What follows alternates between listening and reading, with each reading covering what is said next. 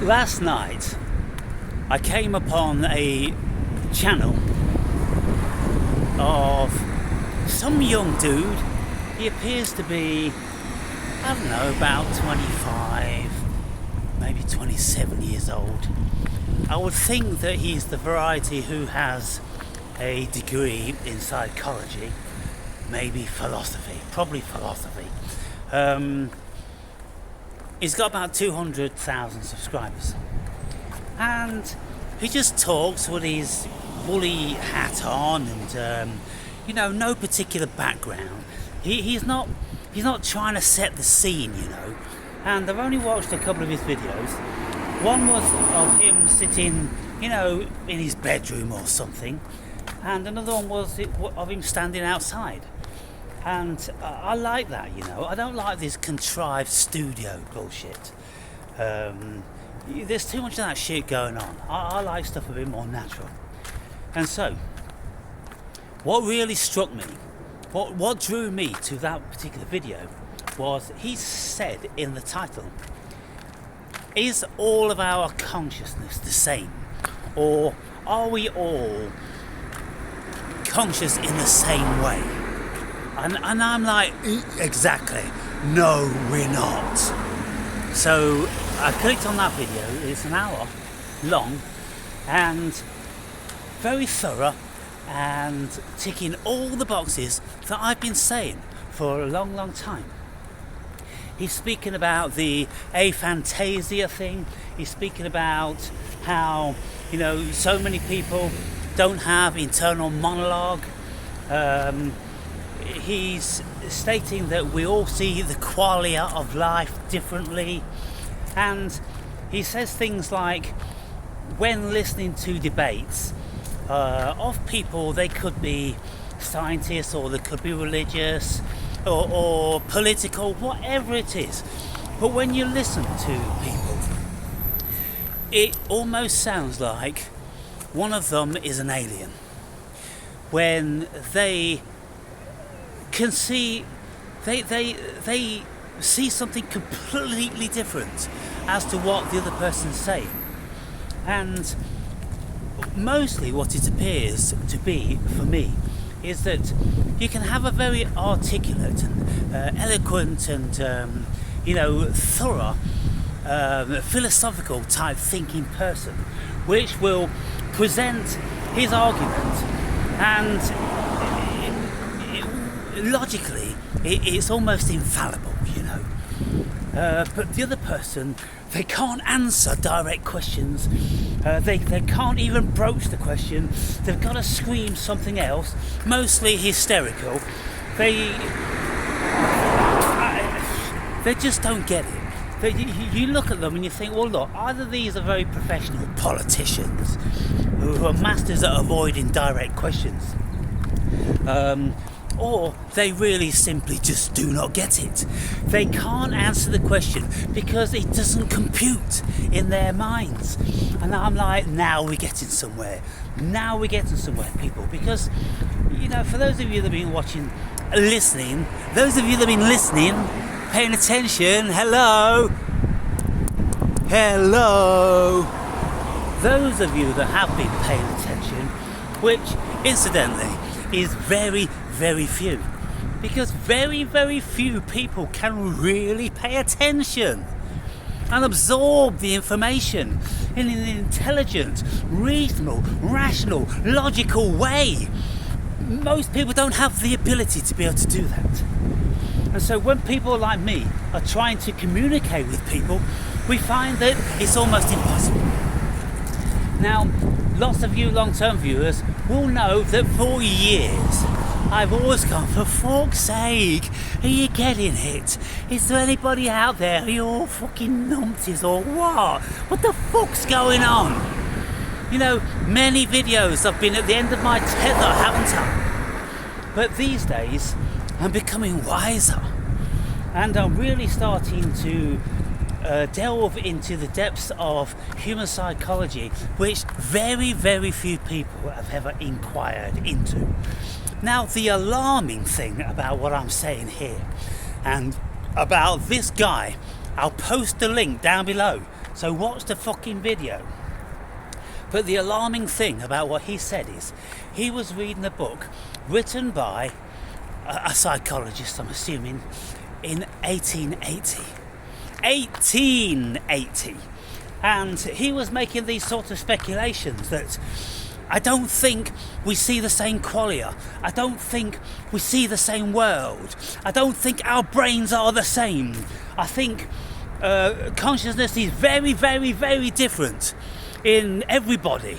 And some groups have got a similar state of consciousness, and others have got a wildly different state of consciousness.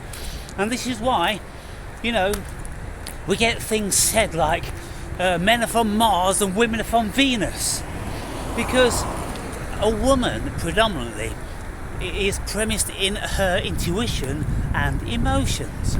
Now that's fair enough and it's feasible, because those qualities help them rear families and keep the family together and that sort of thing. Whereas the male, they're given to rational thinking, logic, problem solving and all these different sorts of things. And so that's why we have the great difference, But when we look at the general public, the average person doesn't take these differences into consideration. If a person was from a different culture, you'd assume that, their culture's different. They've not had the education, the formatting that we have had in the West. You see, the thing is, most people can get away with the great differences because everybody has had the same or very similar formatting in the schools and in the universities, on the telly and all this sort of stuff. And so most people will be able to recollect the propaganda that we've been subject to all of our lives. But if you have foreign people coming into the country like we're having, can you imagine? They've not been watching CNN, they've not been watching BBC. In actual fact, they've probably never even had a television. For many, many years, these people coming from Africa, coming from the Middle East and places like that. I've travelled to these places, people, and, it's shocking. It's absolutely shocking. Sure, they've all got a mobile phone. They all had mobile phones from the very, very beginning, because very, very quickly they became affordable and prolific. And our rejects always got shipped out to these third world countries. And when I was living in Africa, Africa was a dumping ground for shit that we didn't want in the West. It's for real crap Chinese companies and second-hand stuff. So there's big markets for second-hand clothes and second-hand phones and second-hand electrical equipment and all that sort of stuff. And so, we could forgive people like that for not being spearheading like we're supposed to be in Western countries. But, there's so much little study done on the differences with consciousness and the differences of human thinking ability. And in this particular day and age, many people are getting cancelled because they have been pointing out certain things. Now, people like Stefan Molyneux, he was pointing out the difference in IQ from, let's say, the white folk to the black folk to the Aboriginal folk to the Jewish folk to the Asian folk. There is a difference, people. And there's a very large difference between some of them and on the top of the ladder and the ones on the bottom. But Stefan Molyneux was banned, chucked off YouTube, and all his venues around the world cancelled because he was deemed to be anti-this and anti-that and hate speech. It's just factual speech, people. But the liberalists that are ruling the world at this moment in time, or most certainly endeavouring to, there's been a lot of kickback, there's going to be a lot of kickback, but they are trying very, very hard, the globalists, to boil everyone down into mediocrity. And they don't want you telling anybody that there are differences, because the only differences they want are them and you. and you're not supposed to know about their differences, and you're most certainly not allowed to say it. And they don't want anybody saying anything about any differences, because if people start talking about differences, then people might start investigating. And these knobs at the top don't want any investigation. They don't want any studies into all this stuff, and this is why these studies do not get funded in university, because the globalists own the universities, and they only want you to know stuff that they can use in you to further their agenda.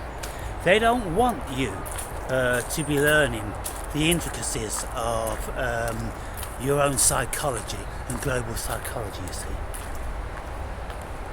So things are starting to get a little bit clearer. But of course, I have to be mindful now that the people I'm speaking to, if 200 people watch this video, then no more than a handful of you will really get what I'm speaking about, will really have thought about it. To most of you, it is completely unfathomable. It's completely new. You won't give it a second thought because it's just too wild and crazy. How can we not all be the same? Of course we're all the same, Aaron. We've got the same brains and we grew up in the same countries. All this stuff. Just people just been filled with shit by the indoctrination system. It's a very, very powerful thing. And, who knows why some of us escape it. I could speculate that I escaped it because I was thrown out of the nest.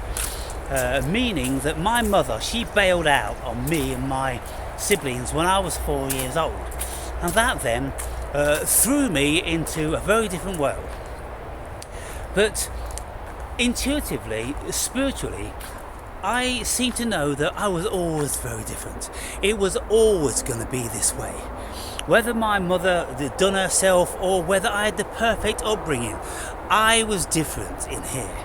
And, the intuition that I have is just a very, very powerful thing.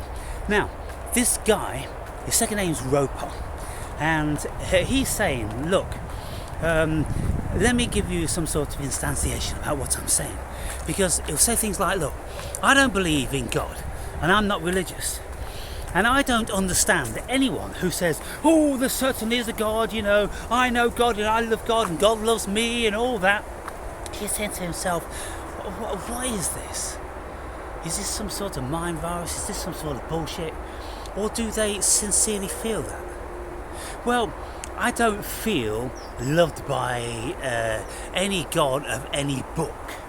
But I'm telling you now, people, there has been times when I've experienced a beautiful, incredible stillness of the world and of the mind, and a knowing that everything is for me or us. Otherwise you'll be wanting to stone me, won't you? But all I can speak about, I can't speak about you. Most of you, you've got sawdust in here, or you built very, very differently, and you will never be philosophical. You will never be psychoanalytical. This is just a fact. Some people just aren't built for that. But some people are. And when you are, you look very, very closely at the world around you and the world within you. And so what I can say is that I've always known that I've never been alone. That's why I've never been lonely. Because I have an internal dialogue, at least, maybe an internal trialogue, but there's a lot of stuff potentially going on in here. And I can get answers of a myriad things from a myriad places. And when I go into meditation and maybe I ask for the revelation of something, well, invariably that is given. Who gives it? Is it your higher self that gives it? Is it God that gives it? Is it the simulation that gives it? I've no idea who or what gives it. But revelations are born in one's mind, and they come about in an instant, like a flash.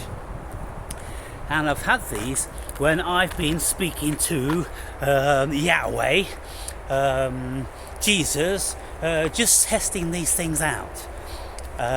If you do have an adherence to them, a belief in them, if you are highly focused on them, then their manifestation becomes more and more powerful.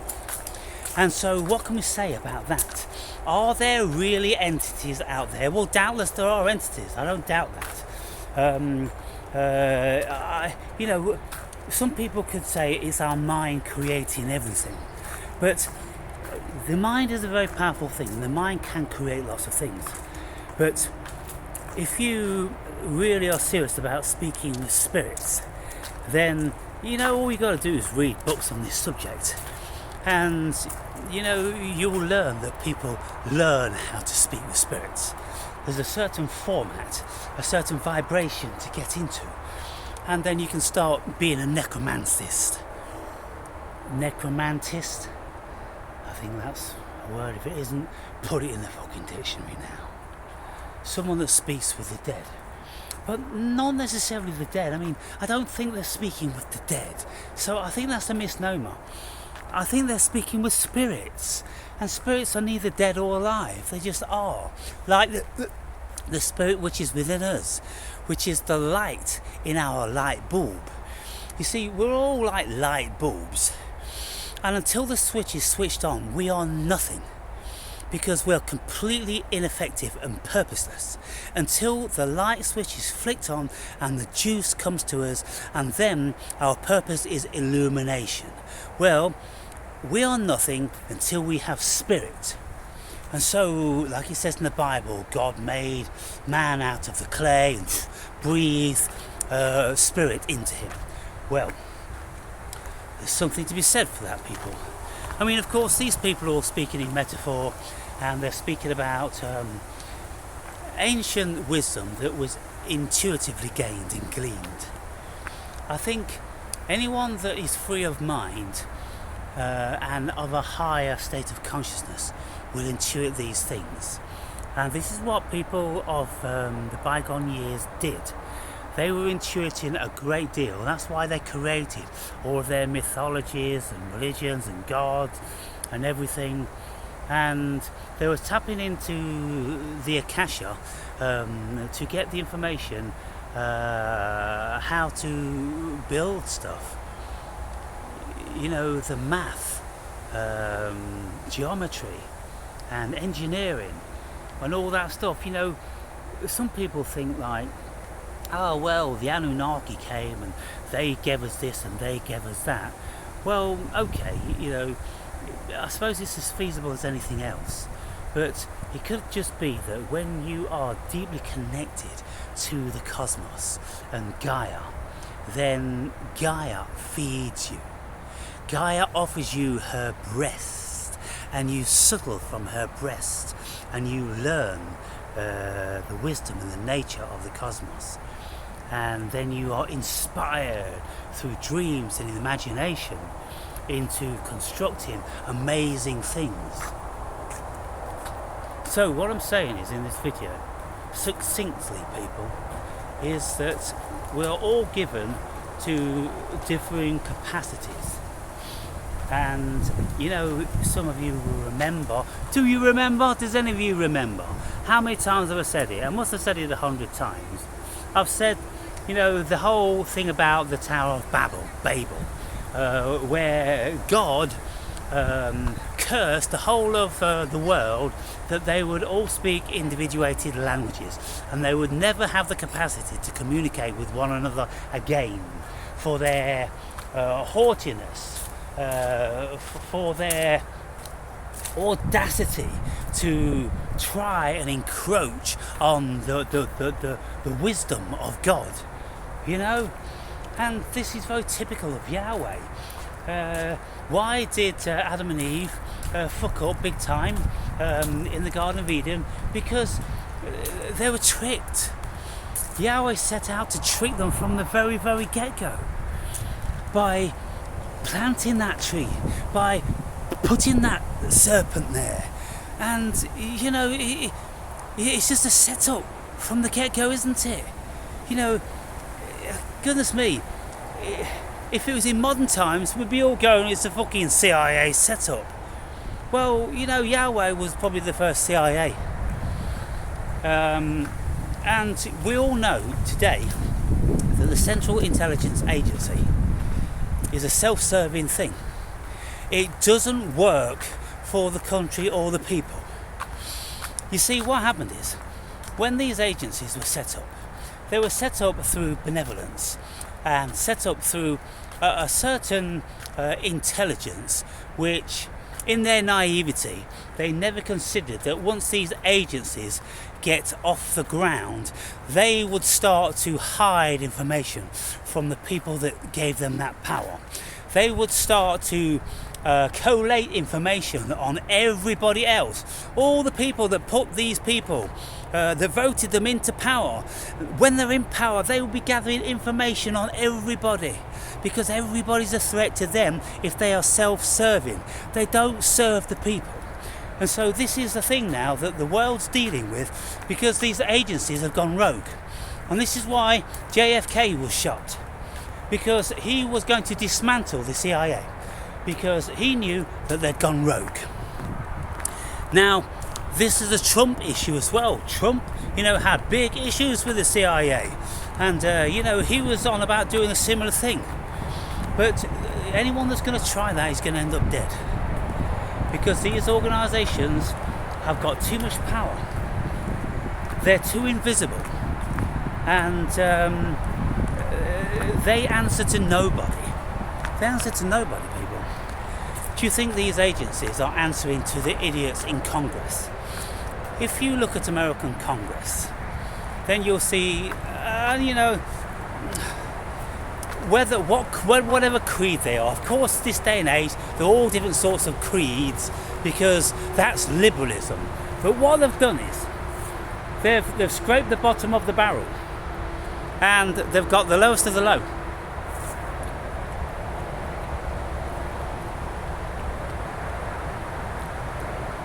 And having the lowest of the low supposedly running the country in Congress is a very valuable thing for the powers that be, because the last thing they want is intelligent people in Congress, right? Because intelligent people are going to be voting nay whenever the powers that be, the invisible hand, want to manipulate the world. So you've got all these numpties, and the vast majority of them, if you've ever listened to Congress carefully, they are very steeped in the Bible. And I remember listening to one Afro-Caribbean American, and she was saying, I'm a big Bible person. I'm a big Bible person. She couldn't even say that I'm a great adherent to the biblical corpus, or the wisdom of Yahweh, or whatever. I'm a big Bible person. A big Bible person. Can you imagine? Look, the level of articulation is very, very stupid. And so this is how the world is now. But some of us can see it. Some of us know what's going on. And if any of you out there are intelligent and have intelligent conversations with friends, and for a moment I'll stop being demeaning, because I'm always saying to you that there's very little evidence. There is very little evidence on my channel that anybody's really intelligent.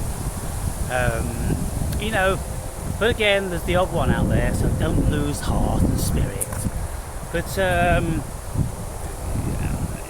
you're all learning. But if you speak with people and you listen very, very carefully to what they say, how they answer, and for instance, just do this.